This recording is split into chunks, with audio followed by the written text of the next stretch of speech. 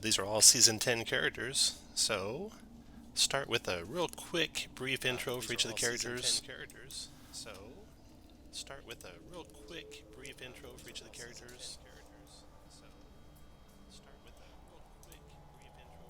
More technical difficulties I'm working on. I think I got it now.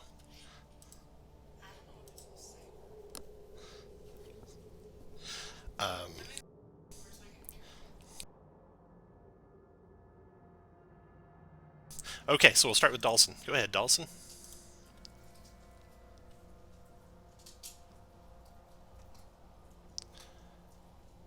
Go ahead, David. Yeah, I'm Dawson. I was a scribe working in isolation with a small community of scholars when something bad befell my wife. She seemed to have been captured by a hag, and now I'm out searching for her and using the little wizardry that I've learned through the years. All right, we'll skip Melody so she can hear what everyone does, but there's her description, and we'll get back to her here. We'll go with Mitch next. Mitch grew up like any other Hilldorf. He was going to be a smith just like his dear old dad. Then the unexpected happened. He started chasing tail when he was 8, and then got the nickname Puss. He wasn't particularly handsome, but he played the law of averages. Keep asking till one said yes. Because of this, he didn't do the activities associated with most young dwarves. No games of strength and learning the smith's trades, but he did gain a mighty fortitude from being chased by angry fathers and many beatings by betrayed husbands. And he became increasingly clever and sharper with his mind and his stories to make up for his average looks. After a particularly long escape, that's when his secret happened and his world got turned upside down. And since that fateful secret a few weeks ago, something isn't right. Inklings of dreams and great magics. Okay, next is Pruin. Pruin is a Furbolg cleric. He was raised on in the Gramalt Highlands on Omen's Isle, and is a cleric in the service of Grand Peak Smasher, the Furbolg deity. He has been a professor at the New Olam College in Waterdeep, and led a expedition to the north to explore some ruins, where he will be quick to tell everyone. He was attacked and implanted with a red slod egg, and so he is attempting to find a cure before it hatches out of him and kills everyone. He's also looking for Astorian artifacts while he's at it. Next is Rose. Dame Rosamond is a member of the Knights of the North, their holy crusade to rid Faerun of the Zentarum in their treacherous ways. They generally work in secret, and recently she got way too much attention, so she has been temporarily vacationed to Tin Towns, where she became stuck because of her love of fishing and her lifelong goal to catch a knucklehead trout. All right, next we got Togna. Well, you see, most people get the name wrong. It's actually pronounced Tony, like baloney. My parents had a weird sense of humor of naming their kids. You may have heard of my brother, Daniel. Tony Gerzoni, at your service here. I am a human paladin of the Order of Sigmar. My order has blessed me with the soul of a phoenix and sent me to Neverwinter to face the cold and those that hide in it. Okay, last is Melody. Go ahead, Melody.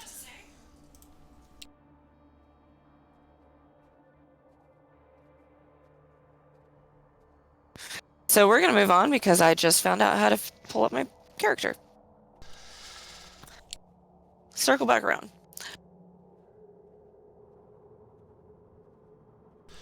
So you guys are starting in Bryn, Shander, and that is the picture that you have right here.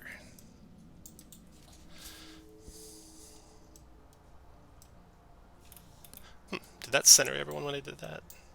I gotta do a shift, I bet. There we go. So that's the town of Bryn Shander that you guys see as you approach the 10 towns far north of the Spine of the World Mountain. And some of you have lived here already, some of you are just arriving. And in Bryn Shander there is a tavern that is frequented by mercenaries and sellswords, and that's where you can find out about adventure and the goings on and rumors and such all around 10 towns. So that's where you guys will gather at the end of the day, but before that you have your own time to kind of explore Bryn Shander. So I'm going to move you guys to another map here real quick. Quickly, for what it's worth, Tom, I don't think I have control of Rose. Okay, I will fix that for you.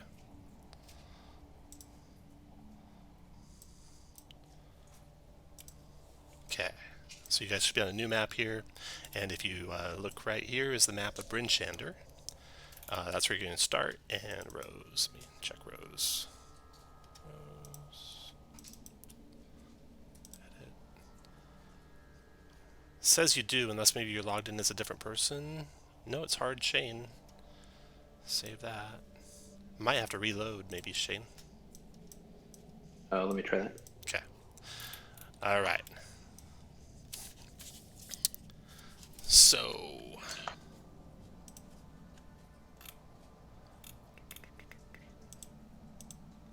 So Bryn Shander, it's a walled town. And Shane, I'm hearing myself through you. There you go. Okay, it's a walled town perched atop a cold, lonely, wind-lashed hill. Bright lanterns suspend over narrow streets, twist in the wind, and add flecks of color to the town's otherwise drab surroundings. The 10 towns are gripped in an icy cold winter that's lasted a long time now, way beyond when winter should have ended. And it's almost always dark here, except for a little bit of twilight between the hours of about 10 a.m. to about 2 p.m.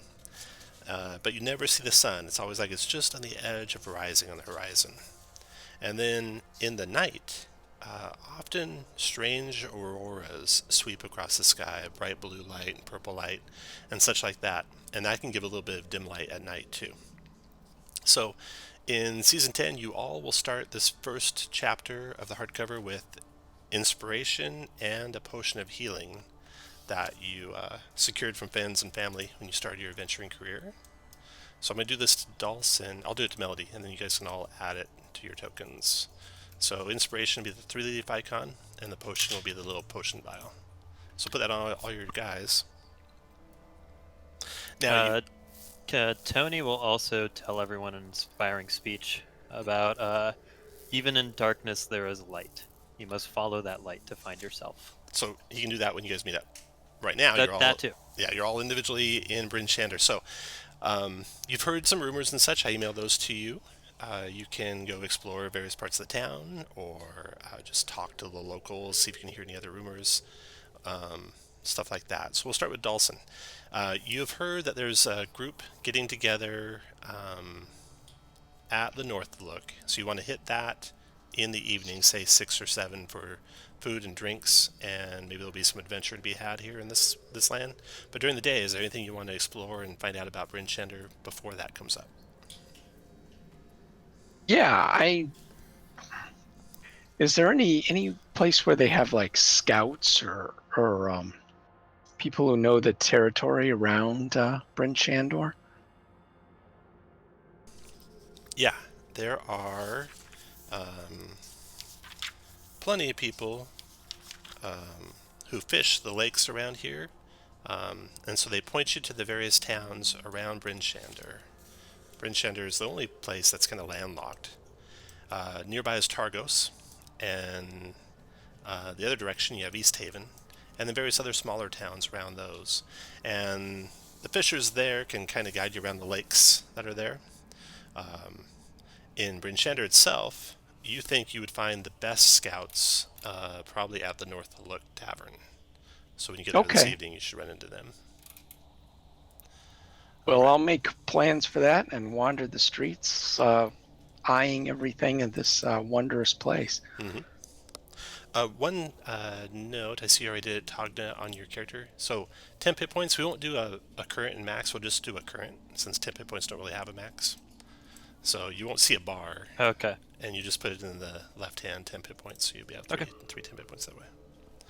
Okay. Mitch, go ahead. Mitch will, since he was walking into town, he heard that there's some dwarves around that will pay good money to anyone that can find a lost shipment for them, and I'm in dire need of money because I don't know where the hell I'm at. Yeah, are we supposed to, like, are we supposed to divulge secret? I guess we're not even together right now, so that doesn't matter. Never mind. Yeah, you can divulge what you know when you're together. Okay. So I'm going to look for dwarves. Gotcha. So you find out that you hear a rumor that there was a shipment of iron supposed to get to the Black Iron Blades that hasn't arrived yet. And you get a description of 3 dwarves that are looking for someone to help them recapture the iron that was lost. So you have their description, you're looking around town trying to find them. During the day you don't find them, so you head on to the North Look that evening. Hopefully someone else has met them that you're going to meet up there. Okay. All right, Pruin, go ahead. Pruin's going to go to the House of the Morning Lord and see if they have any cures for being implanted with a red slot egg. So they are naturally very worried when you share that information with them. There are a couple individuals there at the House of the Morning Lord that you meet. They are a female human priest, and she worships, you come to find, a Monitor, who is the god of the sun. And not ironically, she wants the sun back, so she's very concerned about the darkness that's here. There's another individual there, a gnome, a rock gnome, and he is dressed head to toe in a fuzzy, warm fur suit. He looks like a little teddy bear waddling around the chapel, the House of the Morning Lord. And he is talking under his breath a lot in Gnomish. Do you speak Gnomish, Pruin? Sure, I don't, but let me Okay. check. No, I'm not. Okay, and then he and the priestess seem to bicker a lot. And you see his holy symbol. It looks like he worships the Shander, who is not the same as a Monitor, even though he's the god of the dawn and the sunrise. And so they kind of don't get along, those two. But neither one of them think they have a cure for whatever this is, but they're very interested. They ask you to come back after they've done some research. And next, Rose. Go ahead, Rose. Can Rose check out 2 things? Is that possible? Or just the one? Yeah, you can definitely do a couple things. Okay, first, Rose would like to also look into the lost shipment of the dwarves, which I heard what you told. So unless she finds something different, she'll also wait for tonight and look to team up with someone to go find that lost shipment. In addition, she found that in Goodmead, the town speaker was recently killed by a 9-foot tall giant. And rumor has it that the giant sold a shipment of honey mead, without which a handful of taverns in 10 towns might go dry. So she wants to ask around to see if she can figure out who this giant might be, or where it happened, or information to maybe try to track down that honey mead. Okay, so Goodtown, or not Goodmead, Goodmead, you find out is about 6 hours away along the Eastway. And no one's got a real firm description of this giant. You're not sure if it's just a really tall human that they're just over, making up rumors about, or if it was indeed a giant. You'll have to probably go to Goodmead to find out. And so then you head on to the North Look. Next to go is Togna. Go ahead. Can Tony also check out some dwarves? He heard about their posting of a lost shipment.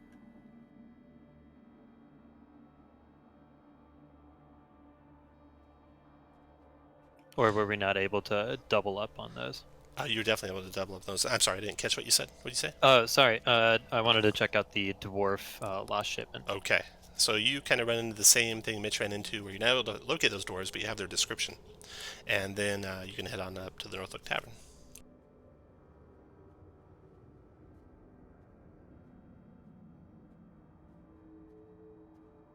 Okay. Oh. Do I find him there, or? Yeah, we'll get to that in a second. Last to go is Melody. Go ahead, Melody. I am going to walk around town looking for rumors before I head to the tower. Okay, so have you make a charisma. Let me check here.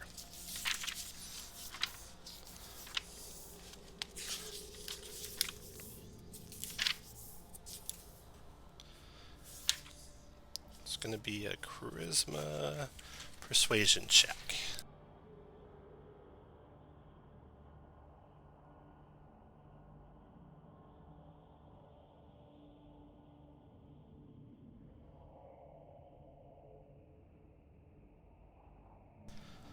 Hold on just a second, guys. Take a real quick 5-minute break, and we'll be right back. Okay.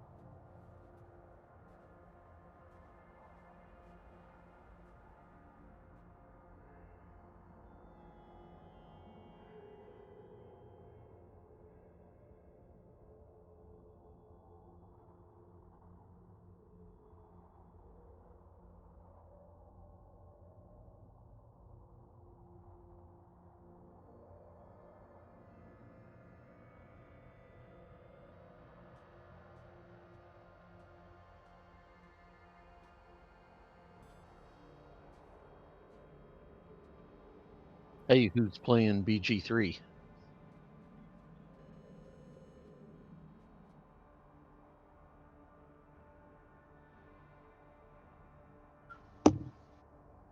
Is it still in preview?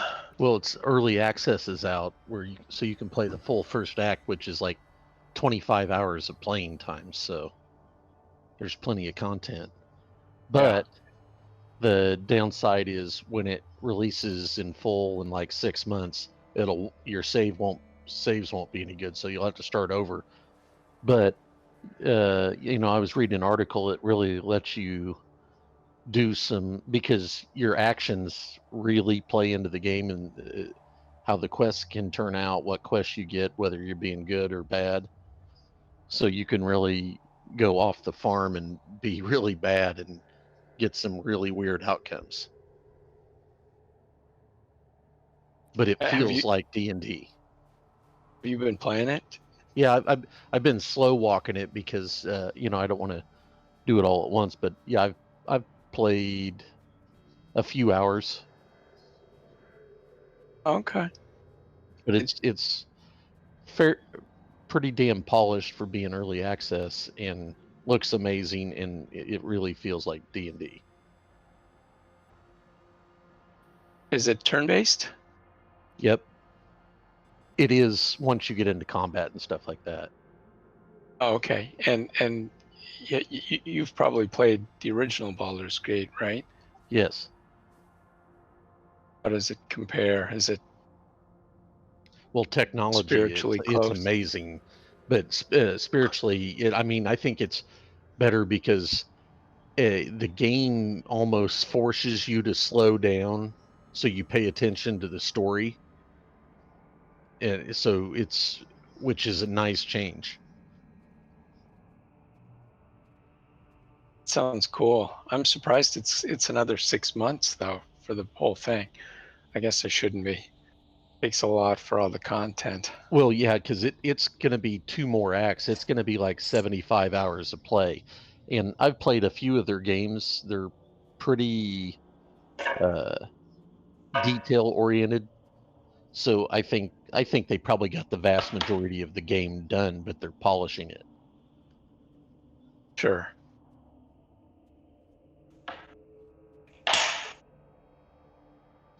Well, and they're supposed to have a whole bunch more stuff ready to come out when it comes out. I mean, like, you know, very yeah, few of like the another classes 50 have hours of gameplay. subclasses, and Hello. well, and they're missing a bunch of classes and the whole thing.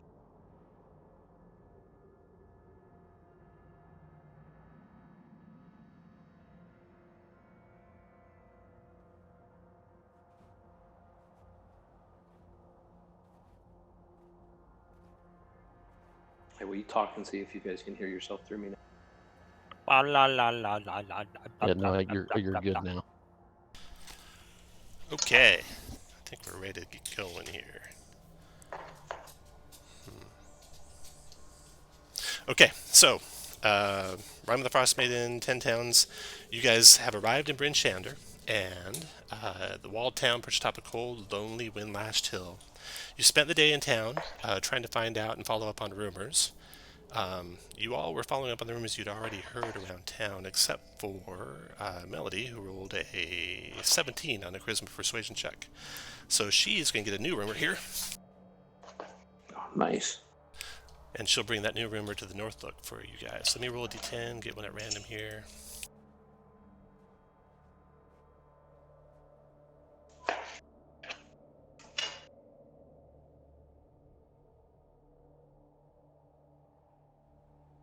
Okay. Are we level 2 yet? Almost. So, Melody, what you heard from a town local at you were like going by a provisioner looking for like gear and such like that, and they told you about in the town of Tourmaline, which is on the big map right here, and you guys are in Bryn Shander right now. In Tourmaline, you found out that the speaker there, that's like the leader of the town, has closed one of the town's lucrative gem mines. There's some sort of gang of kobolds, which are little monsters, that crept into the mine, endangered some of the miners, and you heard from this person selling provisions that anyone who clears out the mine can expect to be well compensated. Alright, so then you all arrive at the North Oak Tavern. As you're walking to the North Oak Tavern, it is biting cold out. You know, it's like multiple tens of degrees below zero. This tavern's frequented by mercenaries and adventurers, from what you've heard, so it's going to be a rowdy and a dangerous place, but it's going to be the best spot for all of you to pick up any leads on profitable adventures, and find other adventurers to go after those leads with. So you're all arriving there together, or nearly together. So you see everyone walking in. As you're walking in, though, there's a crowd gathered outside. So the wind is howling, the cold is bitter, there's snowdrifts big enough to bury a herd of moose piling against the tavern walls, and a crowd is gathered outside despite this horrible, horrible weather. And they're looking at the body of someone who's been stabbed, and you see protruding from their chest a long dagger, but it's actually made out of ice, this dagger. So, Dawson, you're the first one to get there. What do you want to do? I'm going to see if anybody knows who this is. This was Bracken. He was a glassblower here in town. No idea why anyone would try and kill him. No one saw it happen? No. We heard a scream. We ran out here, and he points to this woman who looks like a server. She was out here, just got off her shift, and she saw him outside the building and then we all came running out here. Then Mitch, you roll up on the scene. What do you want to do? I'm just gonna watch and observe and see if there's any fine-looking ladies around. You do overhear all sorts of talk by the people there with like, will summer ever return to Icewind Dale? This bitter cold's unbearable. And now we got a murderer to boot in our midst. Then another guy goes, shaking his head as he walks past you. Who's going to be next? It's probably going to be me. It's probably my luck. It's going to be me. And about that time, Pruin walks up. So Pruin, you see the scene of the dead body there. And go ahead. Sorry, you had. I was just going to say, is it clear that he's dead, or because if not, I would rush up and try to save him. See if there's anything I can do to save him. Okay, you got there too late. He's completely dead. No saving him. 3 death save. Yeah, 3 death saves failed. No saving him.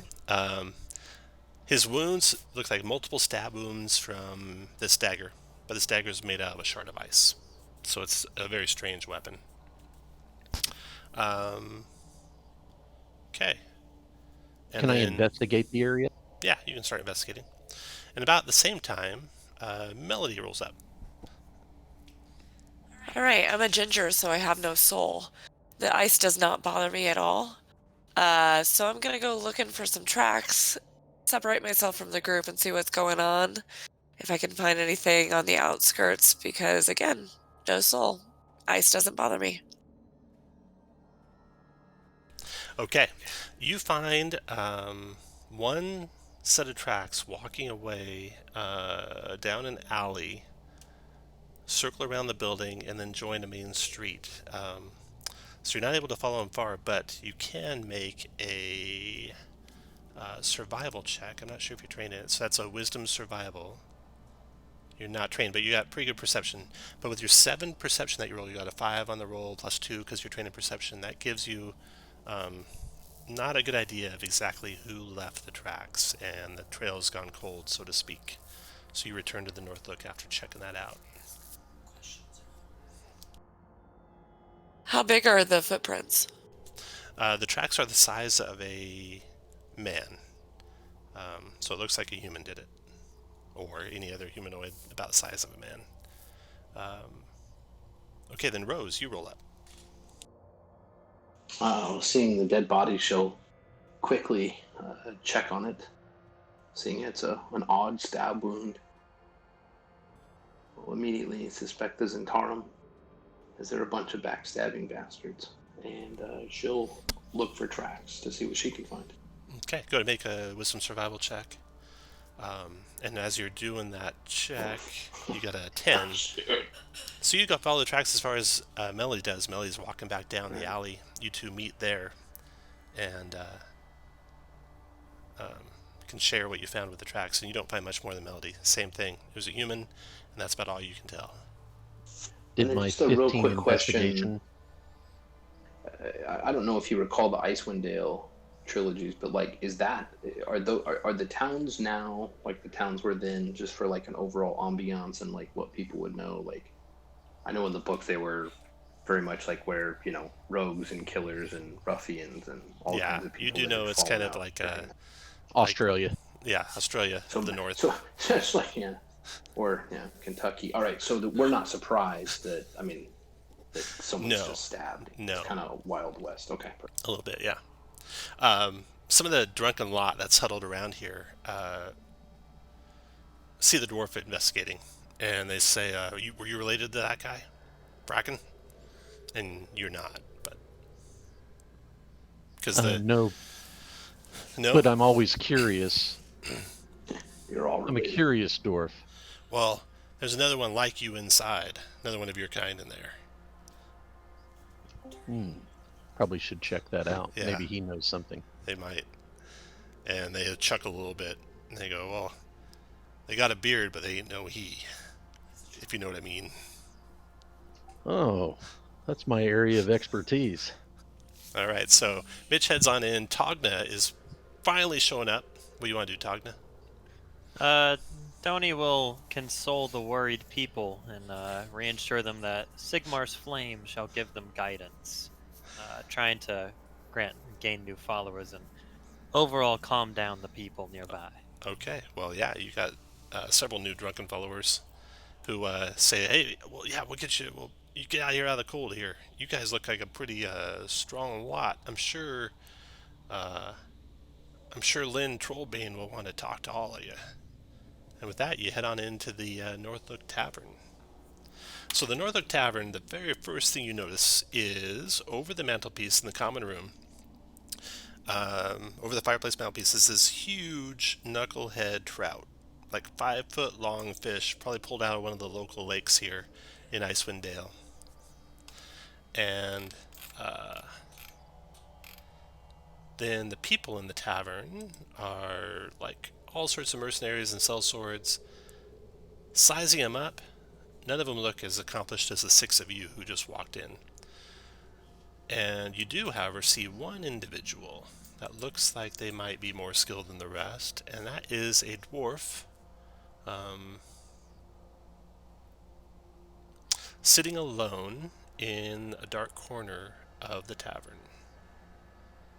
So Mitch, Does it match the description It of one does. of the 3? Okay. It does. No, not one of the 3. It does match the description of the people that are outside saying that this dwarf might know something. Oh, know something about the stab dwarf. Right. Right. I'm very charismatic, so I'll go up there. Okay. So you all see Mitch heading up there, and you're kind of all in the same boat as Mitch, even though you haven't introduced each other. And you kind of all gather around Lynn Trollbane.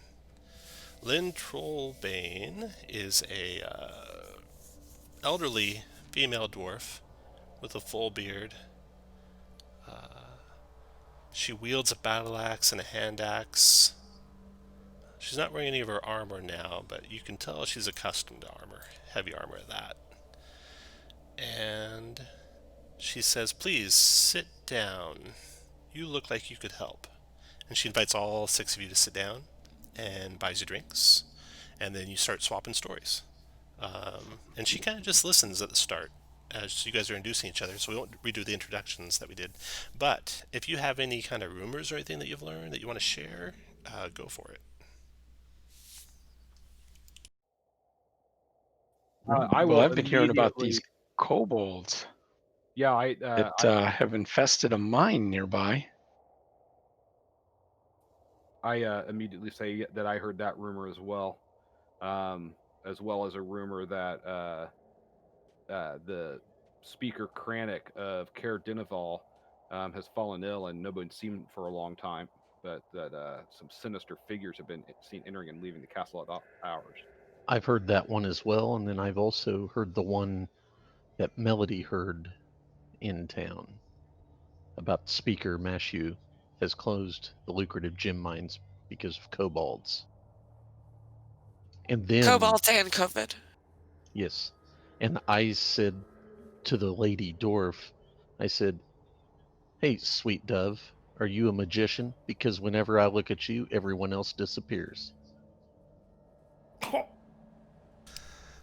You are a smooth one. I've heard of your name, I think. Is it Puss? Puss. It's Puss. Us. Yeah, that's the nickname. My name's Mitch, but my friends call me Puss, so I'm going to assume we're friends. I Well, lean over and I say it's pronounced pus. Actually, I think we could be friends. There's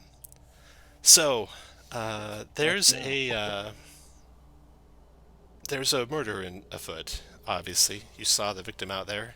I went out and I saw the body myself.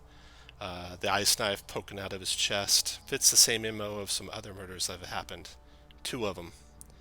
A halfling trapper in East Haven was killed in much the same way, and a human shipbuilder in Targos was also killed. I don't know who's doing it, but she takes a big swig of a drink, and after she wipes off her chin and puts it back down on the table, she says, "I knew Bracken. He was a good friend of mine. He was a former adventurer." She's talking about the dwarven glassblower that's killed outside. And he left behind a pretty good inheritance, which I think is going to fall to me. But I'd like to pass it on to whoever can avenge his death. And I'm too old for that. Would the 6 of you be up for the task of finding this killer and bringing them to justice? Word. If you promise me we can sit down by the fire and talk about your beard when I get back, absolutely. That sounds pleasant. So, You guys all Now, shiver. I do ask her, does she know of any race or creatures or anything that use ice knives? Because I'm not from this area. Yeah, no, she doesn't. There's one oddness about this all, and that is that these victims that have been recently killed from East Haven and Targos and Bryn, Shander come from the only 3 towns that sacrifice people to the Frostmaiden on nights of the new moon. That's what passes for civilized behavior now in Icewind Dale. Maybe these victims, and I wouldn't put it past Bracken, maybe these victims found a way to keep their names out of the drawings for the sacrifice. And Arl has made sure they paid the price nonetheless. So you might be dealing with something supernatural, something I've never seen before.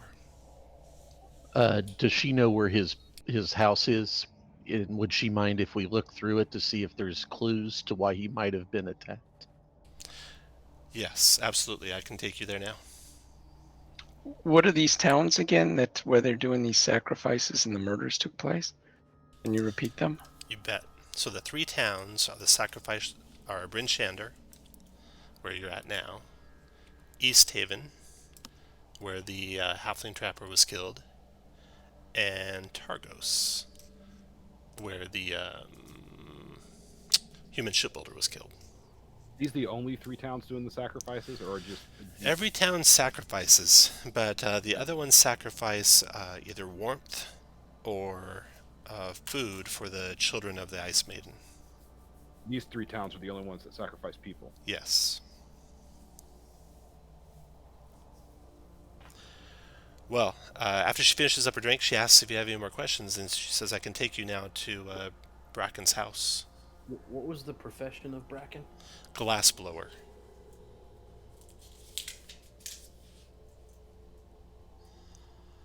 How did you guys meet each other? You being a hardened warrior.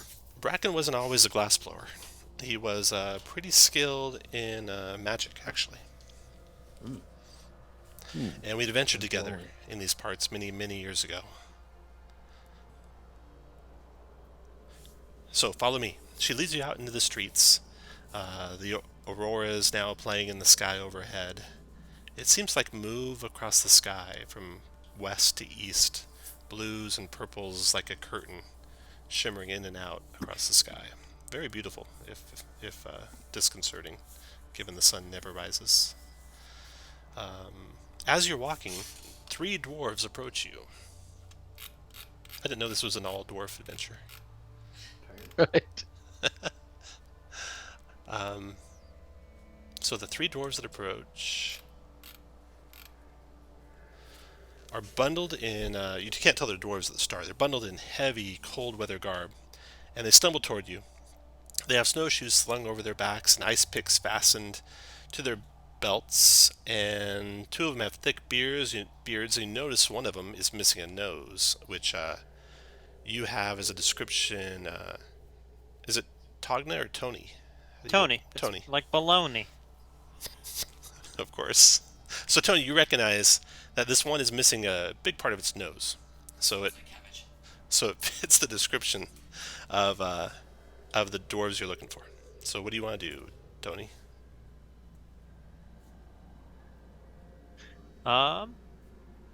Okay. I'm gonna ask them about a lost shipment that they've been talking about.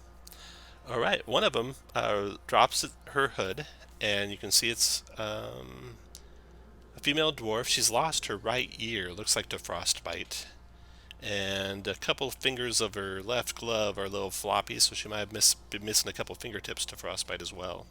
Her voice is real raspy, sounds like she might have been smoking for a good part of her dwarven life. And she says, I'm Runa. These are my friends Korax and Storn, and we are looking for someone capable to find our shipment of iron. We lost it when we were attacked by a Yeti in the snows. Well, from what I've heard, Yetis can be savages. So That's right. we are tough enough to go get it back. I can guarantee that.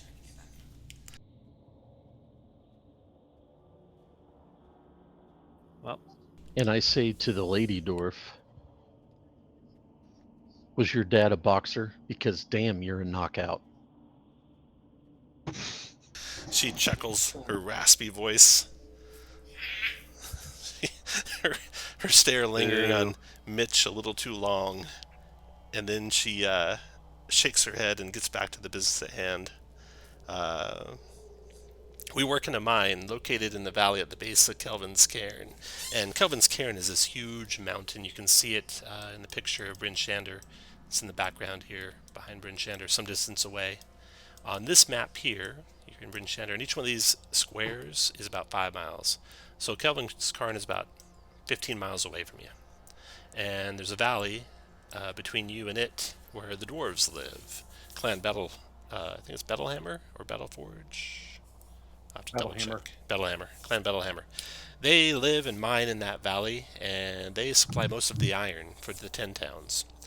So these dwarves were transporting a shipment of iron when they were attacked by a Yeti. That thing surprised us, says the female dwarf, and killed a member of our group. The rest of us fled as the Yeti tore Ubok limb from limb. But now we need someone to go back there and get the sled for us. As a payment, we can give each of you a gemstone worth 50 gold pieces. It looks like this. And she reaches into a pouch and shows you this gemstone. Anyone trained in anything relating to gemology? I'm not trained Stonework. in gemology, but I was raised by these Yetis when I was a kid. So it turns out, I think one of them by adoption might be my brother. So I think I'll go and hang out with those guys and see what's going on. The Yeti is your brother? My adopted brother. They took me in when I was a kid. That's who I was raised by. You know, people say you were raised by wolves. I was raised by Yeti. So, if that is the Yeti, you would definitely have a leg up on anyone going to get that shipment. All right, sounds good. I'm pretty agile, so I'll try to sneak my way in and talk my way out, if you know what I mean. The dwarves nod appreciatively. Runa nestles up to Puss and gives him a good luck kiss. I rub her ear nub to show her scars turn me on. They get a little redder each time. Wow. Okay. Law of averages. All right. Well, So the friendship of the dwarves of Icewind Dale, so to speak, will be a good boon in these harsh times. You'll need snowshoes. Runa hollers before you can get too far away, and you can take ours. So they hand over 3 sets of snowshoes, but you'll have to probably get some more for the 3 of you that don't get them. I thought we got cold weather gear. You do, definitely. But Dibs. that's not part of it. Are you saying snowshoes aren't in there? Good question. Are they not? I have no idea. It's a heavy fur cloak, layers of wool clothing, as well as fur-lined hat or goggles, and fur-lined leather gloves and boots. So yeah, no snowshoes.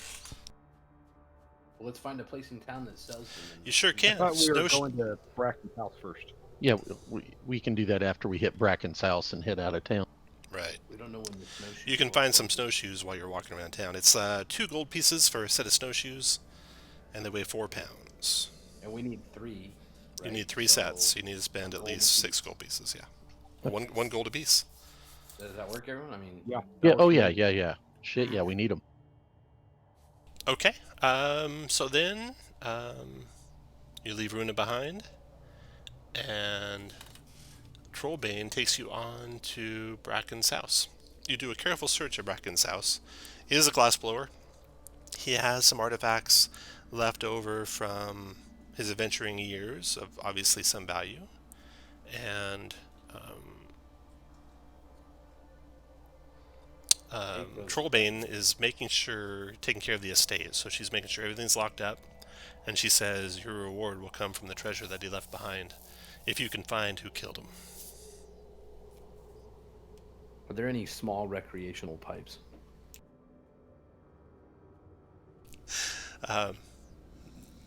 So to yeah, I think you could get something.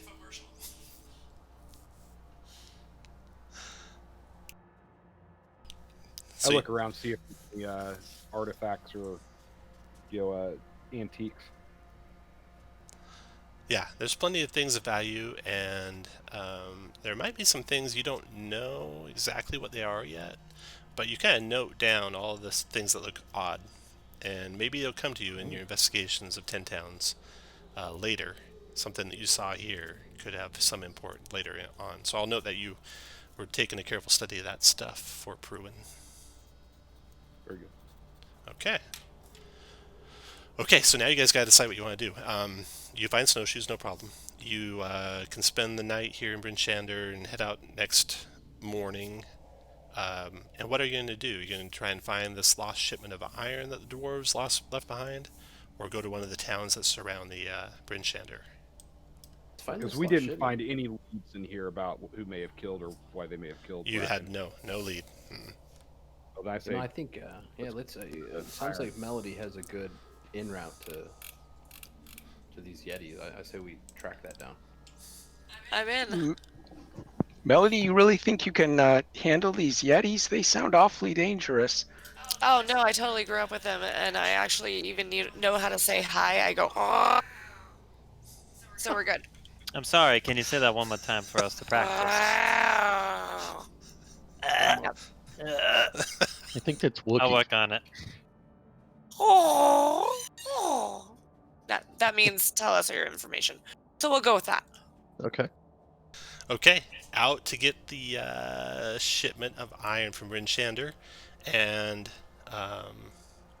as you're about to leave in the morning, one of the people that you were talking to, Tony, at the North Oak Tavern, he catches up with you as you're about to leave through the north gate, and he says, "You know what?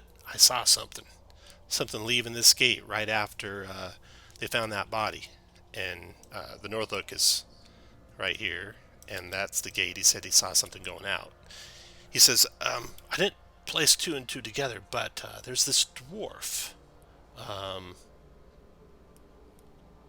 who's a merchant here, a small little merchant company. It's called Torgs.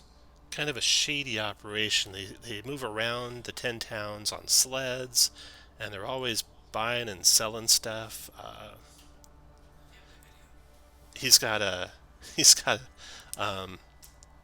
bodyguard and a couple of four like laborers that help him load and unload his wares, and he comes and goes between towns. I saw that group leaving about the same time as, or just a little bit before, the scream was heard.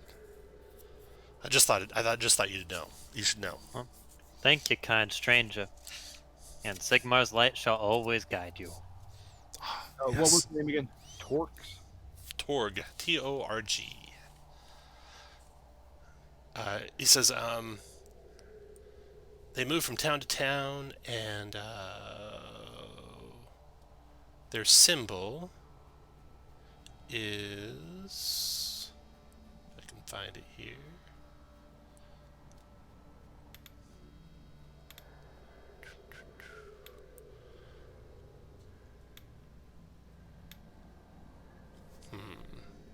Well, they have a flag, and he describes to you what the flag looks like. And when I find it, I will tell you. So you know what you're looking for. You're looking for like 3 sleds with sled dogs, and they normally have a flag, and they go from town to town selling goods.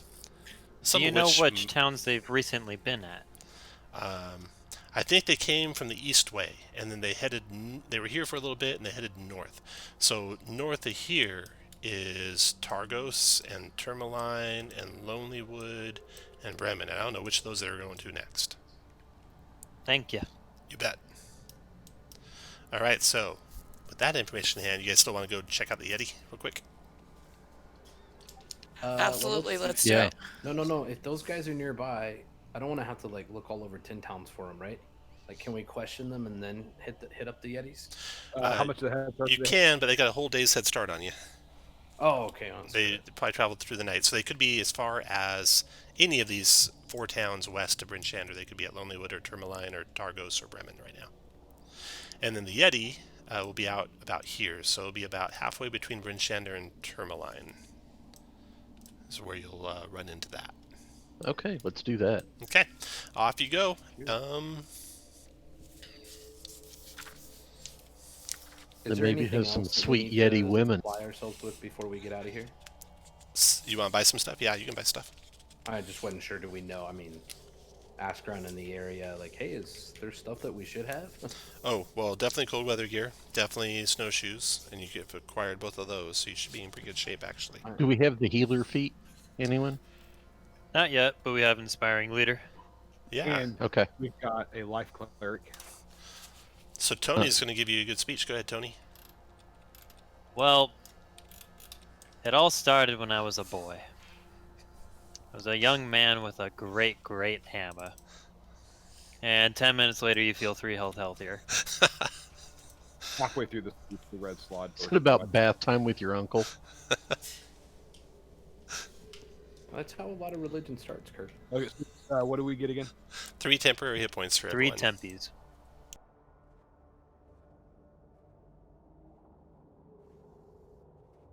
And Kirk, we're just going to do the 3, not with the bar, but just with the 3, because temp hit Okay. points don't really have a bar. They never have a max or a percent left. So I was kind of doing them wrong all the time. Okay, so you head off into the snowy ground northeast of Bryn, Shander. I'm sorry, Tom. So where do you want us to put it? Let's see, Mitch. In the butt. Bar 2, left-hand side bar 2.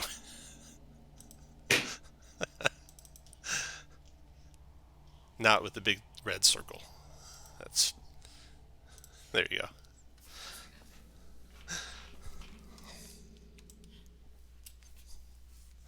That's where I had it. Okay, so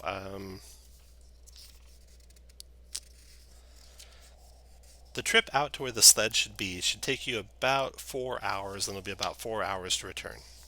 You have traveled for about 3 hours into the snowy ground. You don't find any tracks, but you're looking for basically cross-referencing between the lake to your left and the mountain ahead and the Dwarven Valley, and you think you're nearly in the right spot when a blizzard descends on you from the mountains above, reducing visibility to about 20 feet. Kelvin's cairn itself vanishes from view as the blowing snow and howling wind engulf you all about. So during the blizzard, these last usually 2 to 8 hours, so you're going to be here for a while. You can hunker down and try and just play it safe and not go anywhere and try and ride it out. Or you can try and proceed ahead and try and find out where the shipment might be. If you do that, there's a chance you get lost in the blizzard or separated in the blizzard. So, why don't you guys talk about what you want to do? If you want to proceed, I'll have you move your token up 1 square, and if you want to play it safe and hunker down, I'll have you move your token down 1 square.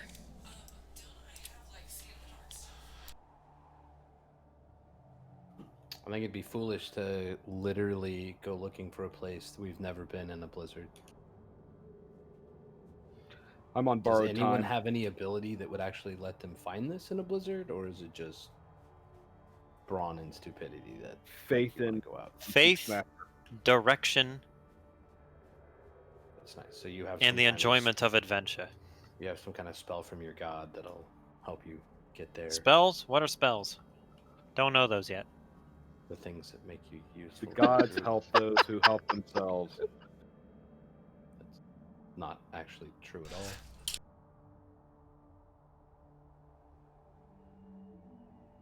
Okay, it looks like 4 of you want to press on, All right. which probably doesn't include the person that has a survival skill. Nope. Actually, Pruin, do you have survival, Pruin? No.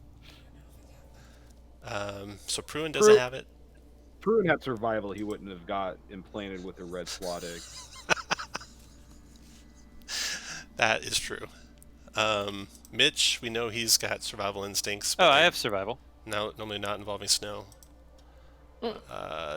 Tony's got survival, really?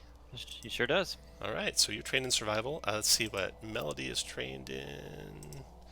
Survival She's and trained medicine. in acrobatics, deception, perception, performance, persuasion, sleight of hand, stealth, not survival. Okay, So let me see what you guys can do here. I mean, Rose will go with them if that's their choice. Hey, she'd guys, obviously wait go up. survival.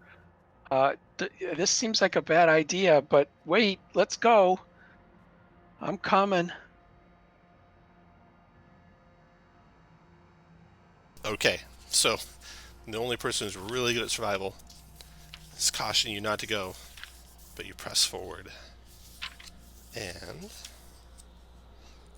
And I think we all knew that was going to happen. yeah, that's definitely blizzards. Okay, roll Dawson, David, roll 2d4 for me. Coming up. Oh, that's got to be good. Great job, Dave. 7 hours, great. Blizzard's gonna last 7 hours out here in the cold. You didn't tell me I was supposed to roll low. The howling wind limits hearing to a range of about 100 feet. Poses disadvantage on ranged weapon attack rolls. It also imposes disadvantage on wisdom perception checks that rely on hearing. It extinguishes all of your open flames, disperses fog, erases your tracks, makes flying by non-magical means nearly impossible. If you fall at the end of your turn, you'll fall if you're flying. Visibility is about 30 feet. If you have no goggles or other eye protection, you have disadvantage, but I think cold weather gear comes with goggles. Let's double check. Yes. Yes, it does. Okay, so you all don your goggles as the snow's blowing. It's easy to veer off course while traveling through a blizzard, and it's also easy for party members to become separated from one another. If you travel during a blizzard, tie ourselves Rope each other off, yeah. okay, done. One party member will be the navigator. At the end of each hour, that person's going to make a survival check. So, Rose. make a survival check. And if anyone else is trained, you'll have advantage on it. I think we determined that Tony is trained. 13. You don't have to do it. 13 on the survival check. Okay, so yeah, you get lost after the first hour. Good. On a successful And walk check, right into the Yeti can. Hey, in all fairness, we didn't know where we were going, so are we really lost? on a failed You're check, only lost if you cannot find yourself. so you're no closer to your destination at the start of that hour, but you're not. No one gets lost from each other. Okay. So make another check. So that's 1 hour lost. Okay, then you get back on track. Make another one, Rose. So this is your 3rd hour of wandering through the snow. 15. Okay. You stumble across the remains of where the Yeti attack happened. See? Unbelievably, somehow you did it. And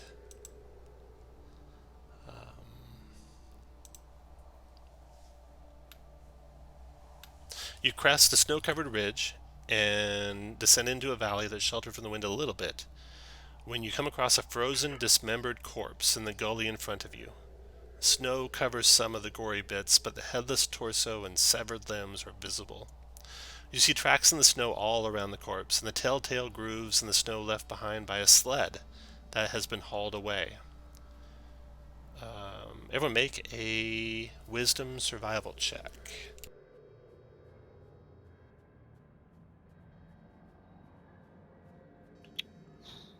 Starting it out right. So Melody got a 6, Dawson got a 4, Rose got a 9, Mitch got a 6. Yeah, so Tony with the big 4. I got an 8. you can barely follow. I got the highest. You can barely follow the sled tracks. You don't know what was with the sled or anything, but luckily you got 2 big, huge tracks to follow through the snow. So not even you guys can not follow those. You see nothing that looks like Yeti tracks, but then you see nothing else at all.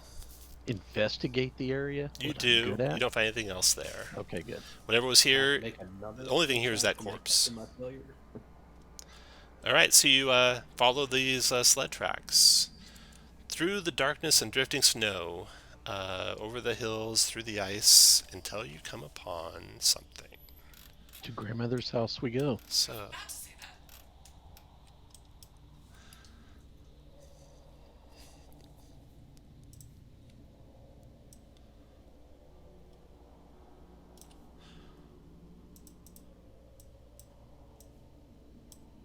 Okay, I got you guys up here.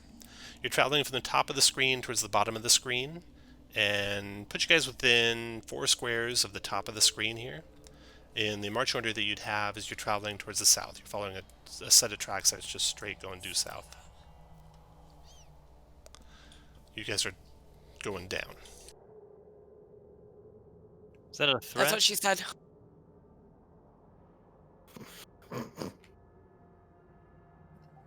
The female version of me. No, because people like her. I think that's up for debate. Oh shit.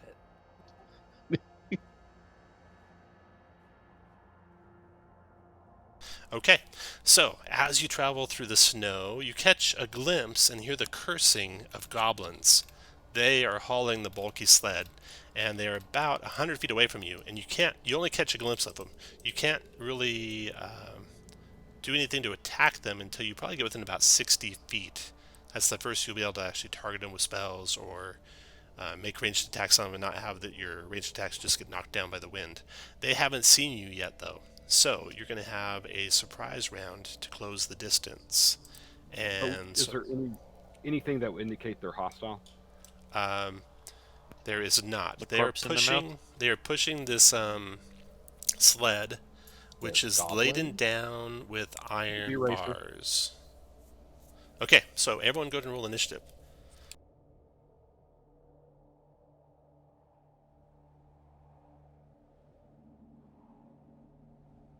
I'm gonna think long and hard about what we should do. I see you got my initiative macro. A You're negative 1. You're welcome. You're welcome. I had to pay extra for that. So who are we missing I here? see you 1, also 2, have my 3, initiative 4, 5, macro. You're welcome. 6. Everyone's there. And let me roll for these goblins. But the first round's a surprise round. They don't see you coming yet. None of you are exceptionally stealthy, so you're. Is the rogue decent stealth? They are, I'm gonna but the holler out goblins at will them. see you about the same time. Oh. So I'm gonna holler at them. Hold, friends. We would like to talk to you. Mitch, you are first. Ooh, I speak Goblin as well. Double move done. Mitch dashes. Next to go is Dawson. Do not speak Goblin. I was talking. I'm going to Uh, follow behind my new friend, Mitch. Dashed there. Anything else, Dawson? That's it. And you could have said if you wanted to that you'd already cast Mage Armor. Yes, I've already done that. Okay. Next go is Melody. I'll help her with the move.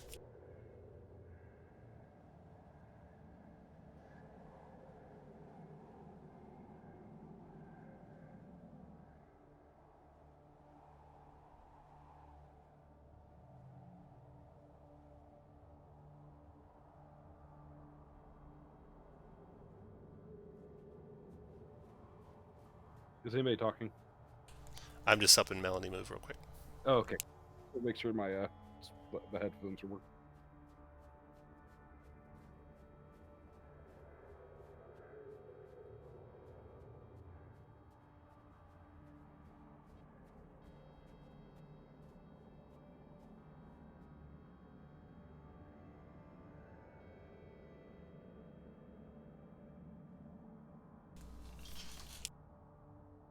Okay, I'm in my spot. I'm gonna ready a bow attack. Okay, next to go is Tony.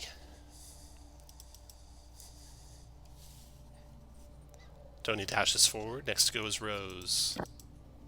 Rose also dashes forward. After Rose, Pruin. I will dash forward while also hollering and waving my hands in a friendly greeting. Got it. After Pruin, that runs over. The goblins turn around and see you. And the lead goblin sees this group of humans running towards him, dashing towards him. One of them waving wildly in the air is a giant. And he turns and pushes over he's going to go and try and push over this sled. And so that's his action. he doesn't quite get it done. He's going to need help from another goblin. That sled's pretty dang heavy. Mitch, your turn. Push it over like off a cliff or just like.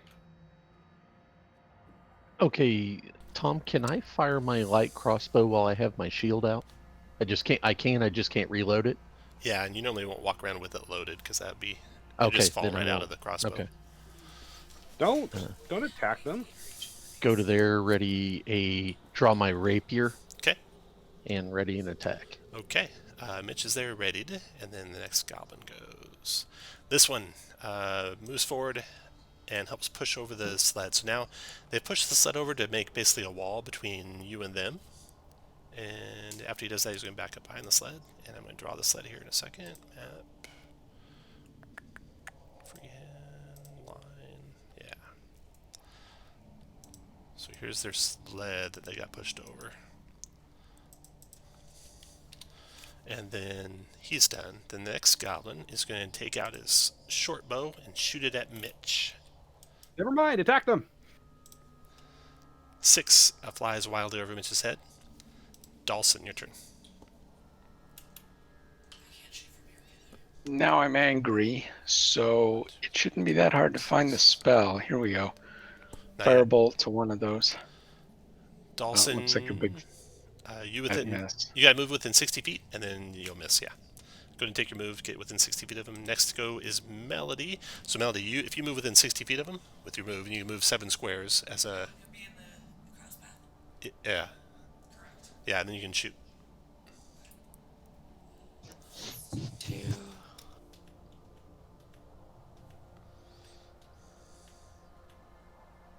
There you go. Then just click your. Why did you push me back? I don't think I did. There you go. Then you can hit your short bow button. And I'll fire on those guys.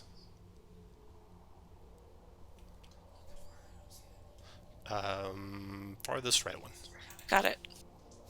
Okay, 13 glances off of the sled that they're hiding behind. So then, Goblin's turn. This one moves up. Out here, shoots at Mitch with his short bow. 20 to hit Mitch. Are you kidding me? Shouldn't have pulled your rapier.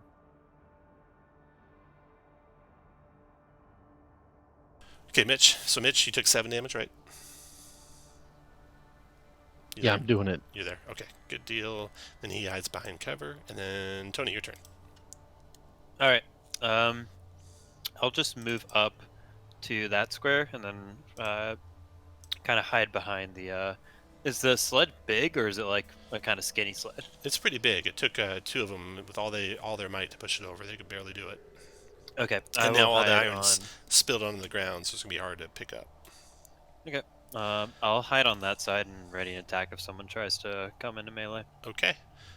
Next is a goblin. So this goblin's gonna don a shield. So I'll put him with a shield on, and then this goblin gonna come over here and shoot you with a short bow, point blank. 15 hit you, Tony?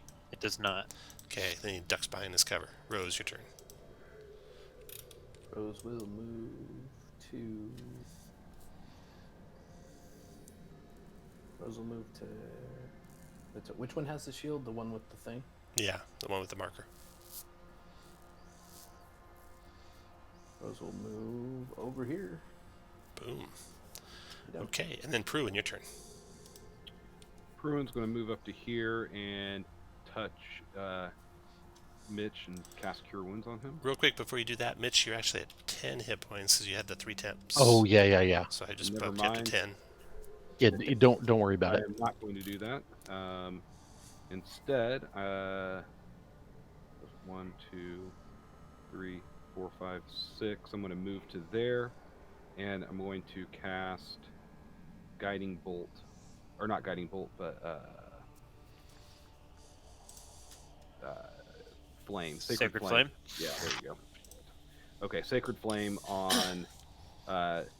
Does the one in back? Do I have a clear sight of Disregard. him? He made the He save. dodged it. Never mind. He dodged it. Okay, at the end of that round, Rose, you catch a glimpse of something pretty disconcerting through the snow. I wish I had a bigger picture of this. I'm going to drag it where you guys can all see it. Dun, dun, dun, dun, dun. It's not here, but I want to make a big picture. You could see it. So, a tall wagon, and hitched to it are angry, roaring polar bears harnessed to this tall wagon. And it's some distance to the south through the snow. I'm going to put it back where it goes, then show you where It's it's the at. Winter Queen.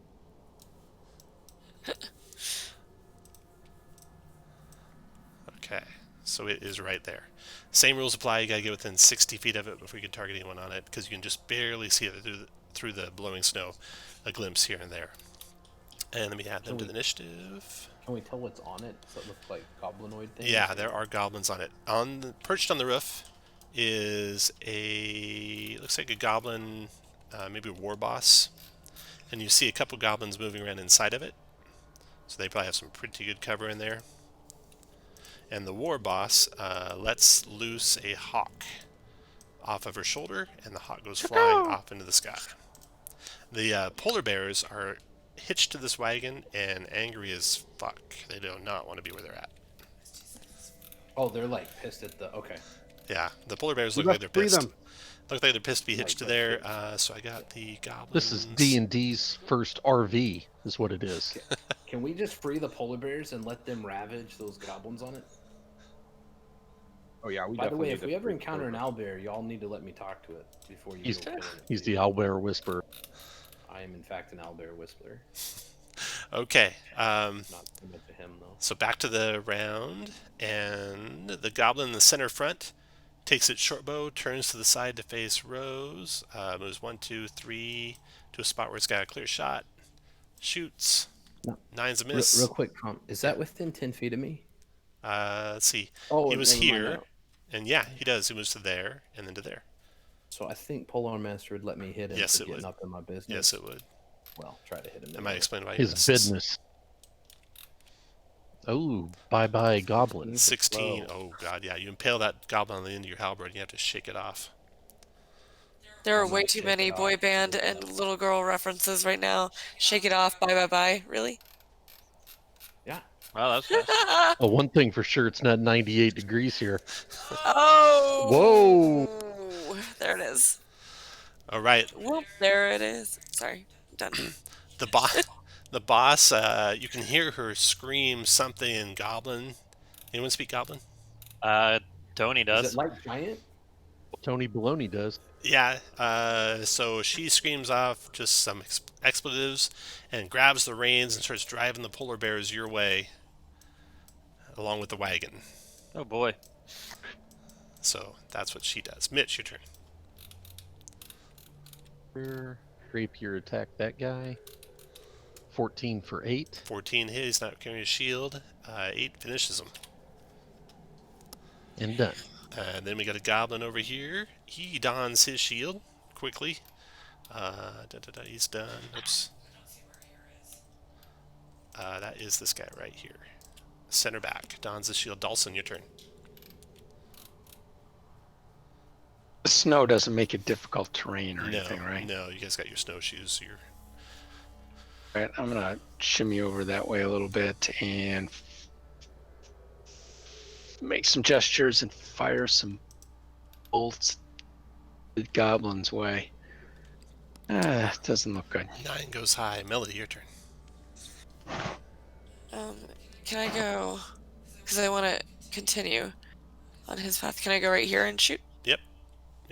Grab your token. Hit down arrow 7 times. Oops. Shoot. That was a mistake. That's okay. The only person I make keep their mistakes is Kirk. Yes, that's correct. And I'll get an email. Okay, I'll stay there. You dash into there? Yeah, Okay. and can I now shoot? Yeah, except you have to stop a little bit sooner because you have to move only your full speed, which is 7 squares, and then you can still shoot. So yeah, click your token and click. So can I just go here then? Instead? Yeah, sure can. Draw your rapier and stab with it. Go for it. I'm looking. Okay. It's the second one from the right. 19 Oh, connects. bye-bye goblin. Goblin goes down. Nice. Melody's done. Tony, your turn. Melody's first kill First in kill, the yeah. fantasy world. Nice. Tony's gonna move up and around and attack the one with the shield. Go ahead, Tony. Big 20 for 4. Ooh, you connect, but the thing survives the blow, and then they go. I'm gonna whisper sorry to So it. the goblins you can see, the goblins you can see in the wagon have their bows trained, but they're not within range, so no attacks to them yet.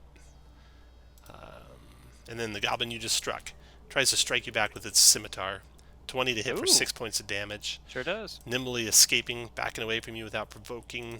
1, 2, 3, 4, 5, 6. Running towards its friends. And then the goblin northeast of you is going to go 1. It's going to nimbly escape 2, 2, 3, I 4. said I was sorry. I didn't mean to 5, hit you that hard. 6. And then he shoots his short bow at Tony as well. 12's a miss. Then Rose, your turn. All right. Can you get one of the running ones? 5, 10, 15, 20. I'm gonna give that guy a taste. A 13 for all of 4. No shield, so that hit. Ooh. Anything else, Rose? Yeah, I'm gonna go. What was it? 5.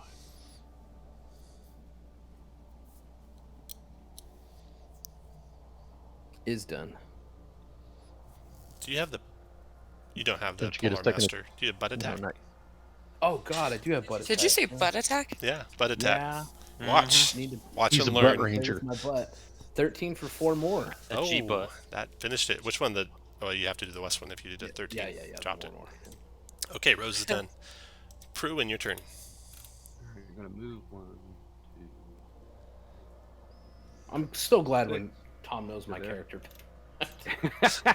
And I'm going to Sacred Flame the one directly east of me, Or west. Are you sure? west of me. Okay. He's an I was- attorney. No, my screen's upside down. Use the computer screen, not the Etch-a-Sketch. Wow.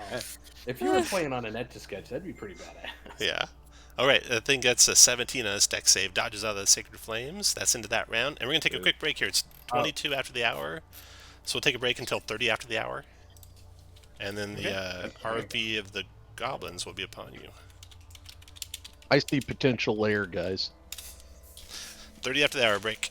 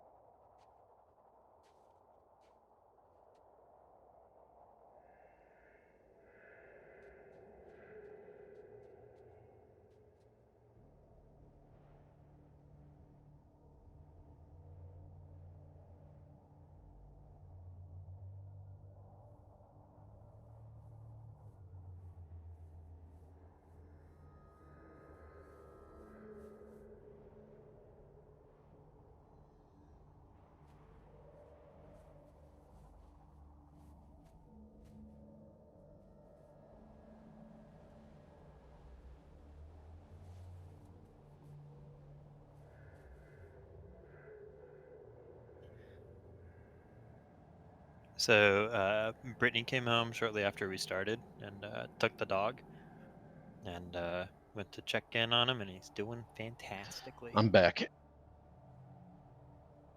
I know Zach missed me. Oh, of course.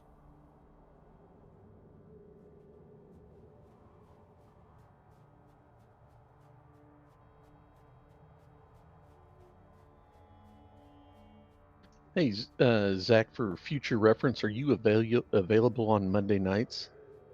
I don't know. No, I'm not. I run a Saltmarsh campaign then. It wouldn't probably be for 60 days. Why's that? Well, we lost one a regular in our Monday game, and it's going to take that long to finish our current campaign. Okay. And it's Shane's in it, Chris, who you don't know, but Jeremy, who you've played with on Yeah, I've played with some Jeremy of Tom's games. He's our DM. Oh, okay. Yeah, I'd be interested. I could talk to my guys.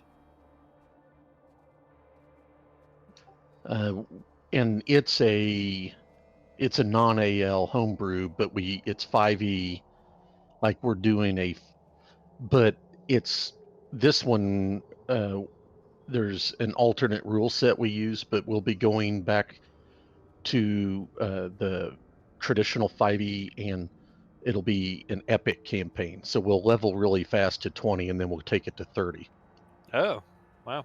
So it's pretty fun. We're right now we're playing an all evil Pathfinder campaign is what we're finishing up with the D&D rule set.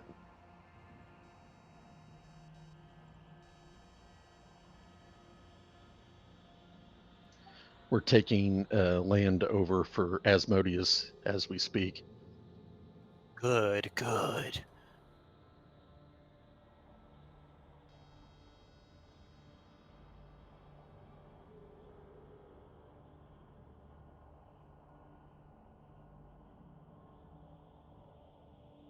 But it's a group we've been playing with for years.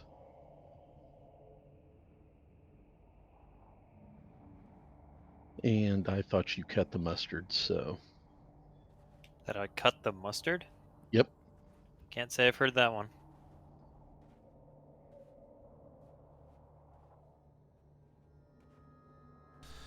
All right. Top of the round.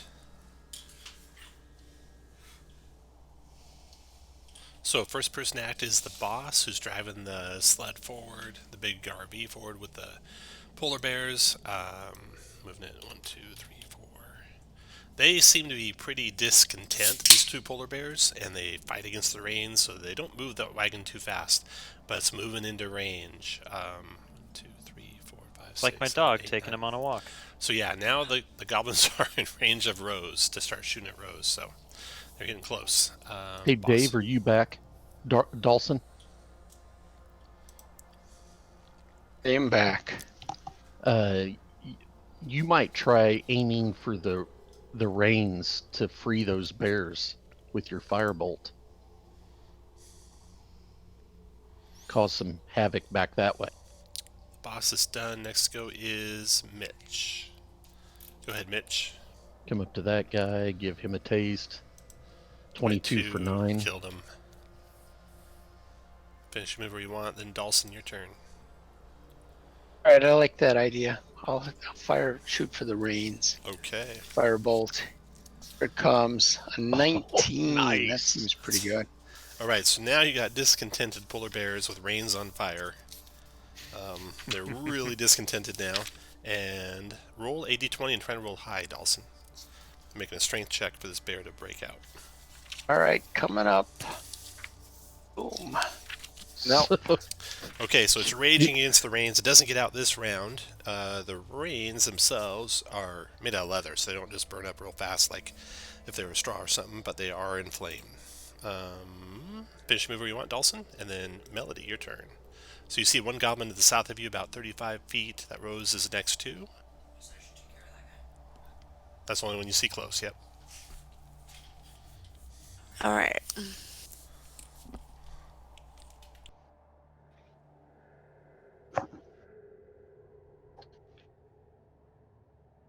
We're gonna go there. Where's my thing? I could do short bow.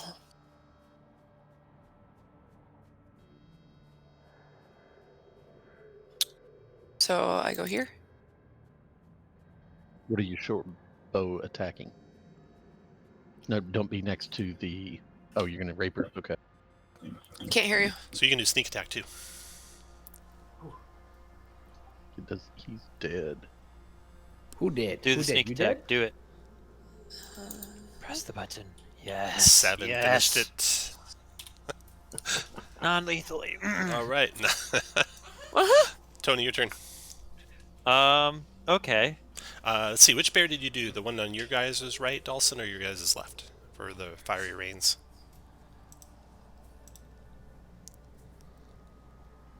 East or west? I'll say west. So that one's got its reins on fire. Okay. I'm gonna move to here.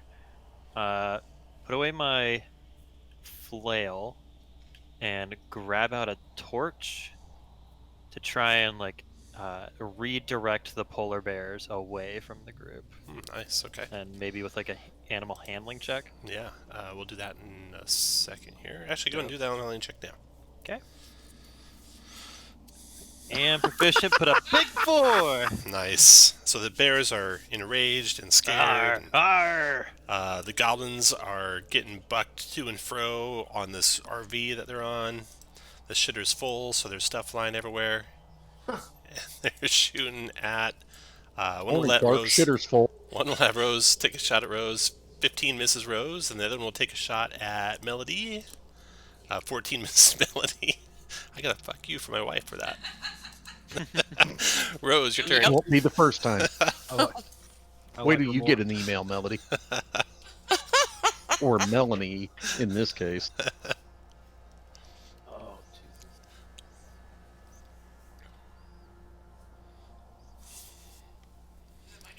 Jesus. No, it's Rose. It's Rose's turn. Oh. Shane's slow. He takes his time. It's okay. You're pretty. Well, not really. How climbable is this tower? Pretty climbable. It's got all sorts of protrusions and stuff. You need to get to the top level to get inside, though, from the looks of it. There's a ladder, though, that goes up there. Once you climb up the ladder to the top level, you'll be face to face with that goblin boss that's standing up on top. Okay. So 10, 20, 30. Let's see, wait.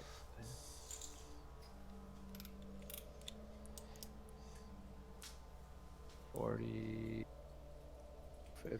Well, fuck it. The pissed off bear can have at me. And I'm gonna go. If it's double, I move up 5. If the ladder makes it not double, then it makes it double. So you're dashing? Yeah, I dash. Okay, yeah, we'll just say you're up 1 there. square up. You go climbing on up there with it. Nice. My kids. Pruin, your turn. Have action surge And the yet. bear did not attack you. Oh, nice. Guys, the bears are cool. Leave them alone. Arr! Josh, can you do something to free him? The reins? I don't think that Sacred Flame would do that, would it? It hasn't done anything yet, so...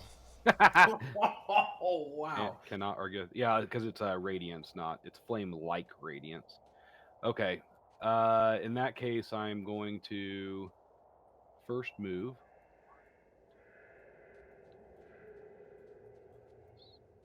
To there, and then I'm going to Sacred Flame the boss.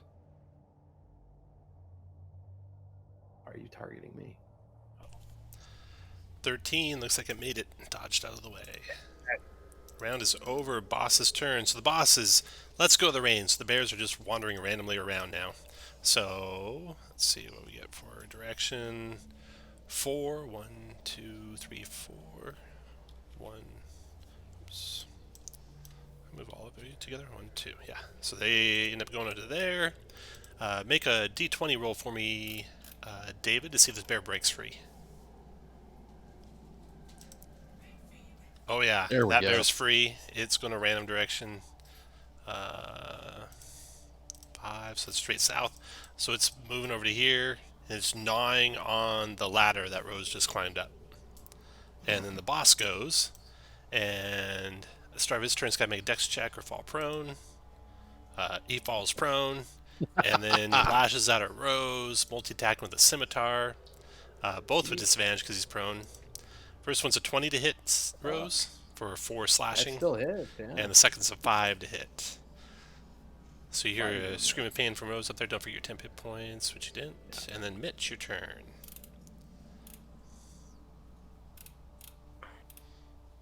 That white circle's a cool color. Dash done. After Mitch, Dawson, your turn. All right, I'm afraid that this boss is going to kill my new friend Rose. So I am unleashing the big guns with magic missile on the boss. Jesus. Fun, motherfucker. Can you get one more square south? Yeah, I can do You that. need to, because you're 65 feet away. Boom, that gets you in range. 3 missiles streak through the air and hammer into the boss for 11 points of damage. Badly injuring the boss. She's staggered and yells out in common, surrender, surrender, in common. Dawson's done. Melody, your turn. Like yelling surrender to us or yelling surrender Like to she surrenders Oh. as she's falling on the floor.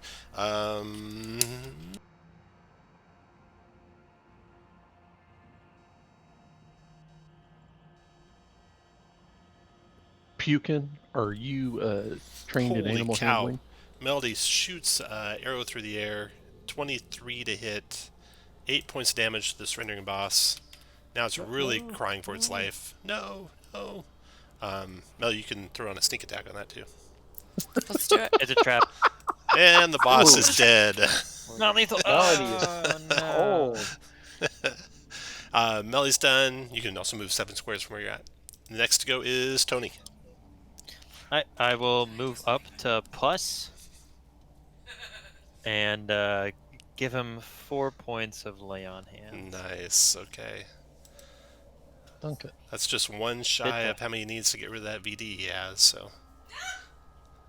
Yeah, he'll get it another day. Yeah, he'll get another one anyway. Okay, so the goblins down below.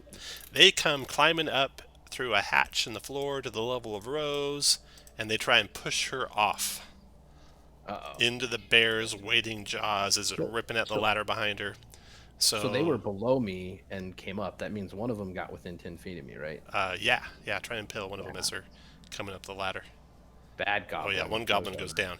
The other goblin gets up there. It's got to make a dex check or fall prone when it gets there. It's a 10, so it falls prone, tries to shove you off with disadvantage, gets a 0. You got to be a 0 on your athletics check. Can I beat that? I think you got it. Can. Yeah. I don't think I can. And then your turn, Rose. You need to make a dex check DC 10 to not fall prone and possibly off the edge into the bear's jaws. But Rose stands to her feet. What do you want to do, Rose? The goblin now is on the ground. It just throws this weapon to the side and curls up in a ball and closes his eyes, ready to die. Yeah, I'm gonna knock it unconscious. All right. One goblin unconscious. This bear eventually tires and wanders away. And then if I can cut the reins from up here on this other bear, I'll do that. Okay, then it wanders away. Actually, they wander up here, and I'm sure you guys give them room. Yes. And they come up to the bodies of the dead goblins and start eating them. I can communicate with beasts, Okay. so I'm going to talk to them and see how they're doing, and maybe see if they would like to be my friend. Speech of beast and leaf. Communicate with limited manner with beasts and plants. They understand many of your words. You have no special ability to understand them. Okay, so you're going to try and tell them? I'm going to see if they would want to be our friend and maybe help lead us around in exchange for food. They definitely are happy with food, and they settle in to eat some goblins. And they don't seem particularly interested in being scouts for you, though. You could name them Kodu and Kudu. And you look like Mark Singer with no muscles. Well, I'm not I sure if don't I'm too understand old or them. too young to get that reference. The movie Beastmaster, Oh. he had the two weasels, Kodu and Kudu. Yes, I remember that. I got nothing. I'm just going to assume that they are my friends now. They since are, I've yeah, mentioned definitely. it to them. They just don't like hanging out with you, like your other friends. No, none of his friends do. They probably sense the red slot egg in me. That's it. Yeah, one of them does come up and start sniffing at you a little violently. Hit him on the head. Yeah, kind of knocks you over. Okay, so searching the wagon.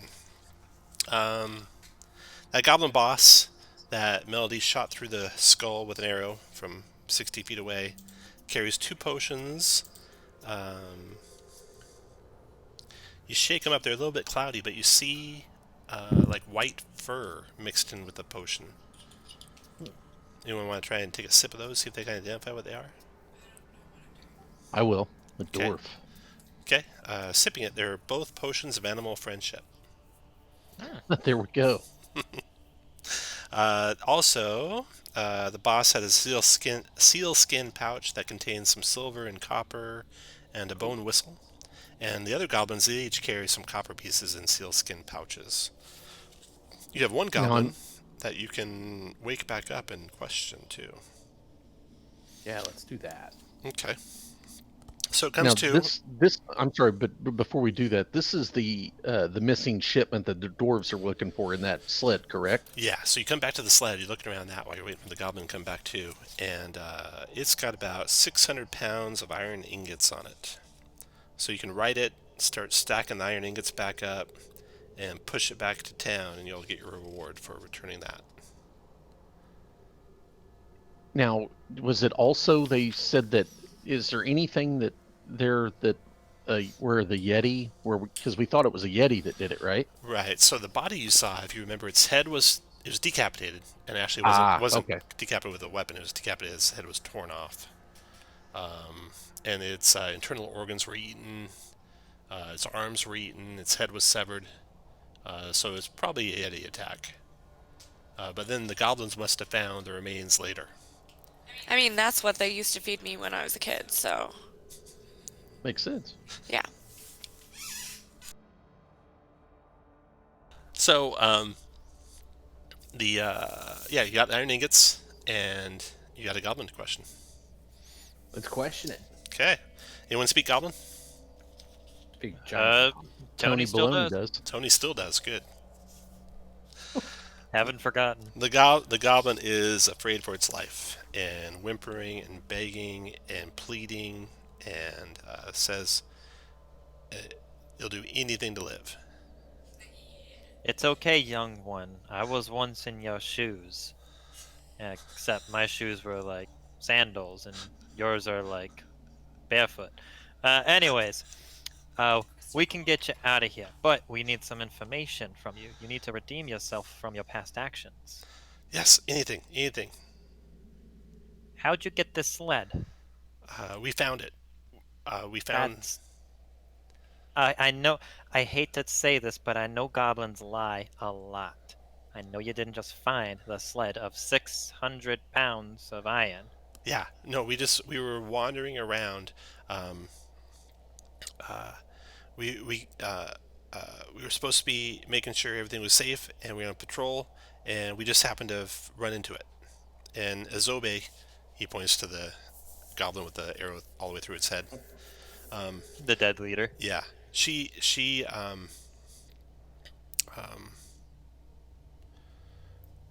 told us we had to take it.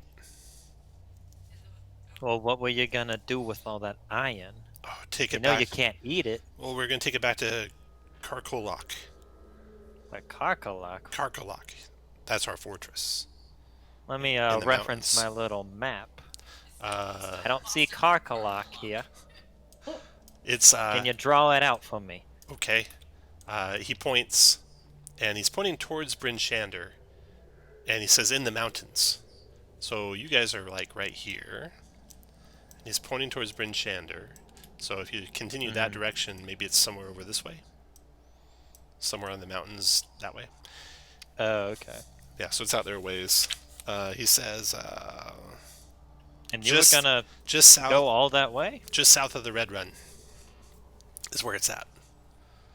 So somewhere over here, just south of the Red Run River, is Karkalok. Ask him if he saw Torg.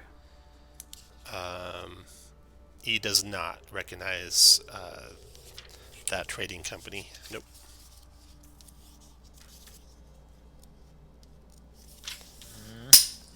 All right. Well, you've been very helpful. What can we do for you? Just let me live. That's it? You don't need help getting nowheres? No. Kakalak quite a far way away. Well, yeah, maybe I some would food. hate to see anything happens to you. Maybe some food. That's too much. How about a good... Alright, I'll kind of turn him around, give him a little pat on the and tuffle of his head if it's not covered in a hood, and say, "Go on, buddy. And then kick him in the I'm gonna butt. count to 22. Do you know how high that is?" He starts running. Okay, goodbye. His eyes. And he was running off towards Bryn Shander. See, you don't have to kill someone to get informations out of them. You guys start heading back to Bryn Shander yourselves, pushing the big wagon.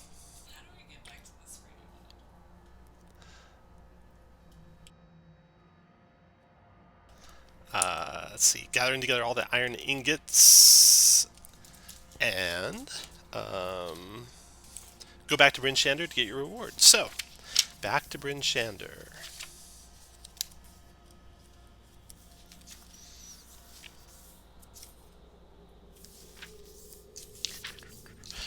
When you return to Bryn Shander, you have the 2 potions of animal friendship to split up.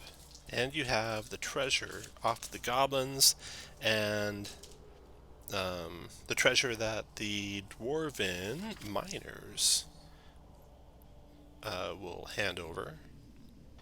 And that is to the tune of multiple gems worth 50 gold pieces each. So your grand total treasure for the adventure is going to be 3,000 gold. Wow. 2 hours. So it's going to be 40 gold pieces each. And this is kind of a short one. So we're going to be done after this, basically. And I want to find out where you're going next, though. So you're going to get where you can go up a level if you want to level 2 next time we play. You're going to get 40 gold pieces each. So you'll be leaving some gold on the table if you do go up. You'll be living up to 40 gold is how much more you could get if you stayed level 1. But you might want to be level 2 because these adventures get a little bit harder here pretty quick. And then for the 2 potions of animal friendship we got split up, why don't you guys roll, everyone roll d20. Oh, are we done? We will be shortly. We're not quite done yet. Oh, not me.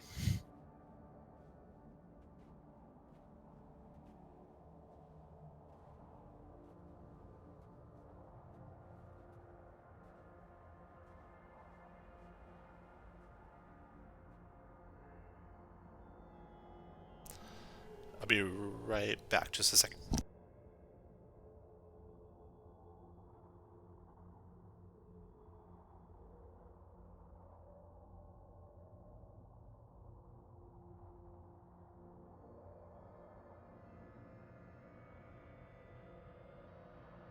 Two? Are you crapping me? It's not as bad as Zach rolled. Okay, Kirk. Mitch, you want to push animal friendship? Absolutely, because then I can go after And you can lady keep your animals girlfriend. too. Yep. Yes. You can make friends with the all the girls' dogs, and then It's all about averages. you have a backup. You know that. That way. And then Dawson, you want to push animal friendship? Sure, I'll have it. Okay, so you guys get that. Rose Nah. had a 16. Oh, sorry, Rose, you want to push the animal friendship? Yes. Okay, I need you it got for it. the day I meet an owlbear. Oh, that's right. So Rose and Mitch get the potions. Everyone gets 40 gold pieces. You can level if you want. Now, you guys are going to go travel west and north, right? So Sure. you're back in Bryn Shander. You could go to Targos, be the next town. Is that where you want to go? Or Tourmaline is where they have the gem mine that you could help with. I still know Tourmaline. Goodmead Yeah, is missing some honey mead, and I know if you can put liquor on someone's table, Yeah. they'll be forever grateful. So Yeah, you lick her in the front and poke her in the rear. I say we have to get to Tourmaline. We have to go through Targos. Yeah. If I'm reading the map right. yeah. And Targos is one of the towns that a murder took place, and that was where the Targ was heading. So He's a human. That's true. I say we go to Targos and then plan on going straight up to Tourmaline if we don't find anything in Targos. Okay. That So- sounds good. So here's a map of Targos. Let me grab that. So the trip to Targos takes a grand total of... This will happen the next day, because you get back into Bryn Shander late that night. So the next day, you're going to get extended rest. The trip to Targos is just a 2-hour trip. So it doesn't take you long at all the next morning. And the town of Targos, I got a map of it here. There he is.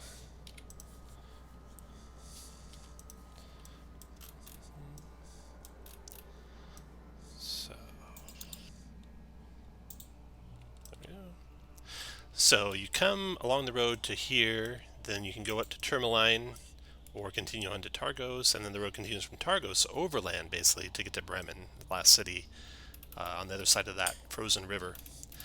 At Targos, you head into town to see if you can find out if this merchant company has come by, right? And as you roll into town, you see, because you're there kind of early in the day, setting up 3 toboggans full of gear, some tarps over the top of them, a dwarf, and some other people around getting ready to sell some stuff there. So you think you found the trading company. And that's where we'll stop. So that's it for the first one. Awesome. Good job, guys. Nice. Good job, everybody. Nice to meet you that I have not met yet. Hello. Hello. Keep the potions of healing since we didn't use them. Yes. So those potions of healing you only get at the start of every chapter, I think is my understanding. So hold on to those. You won't get another one until you start the next chapter.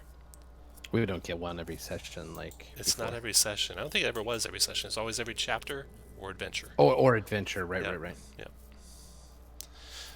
And I'm assuming you would like log sheets. Yeah.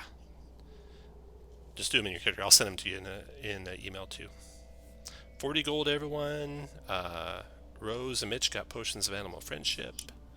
You say just do them in your character. What do you mean? I'll show you. I'll send you a note.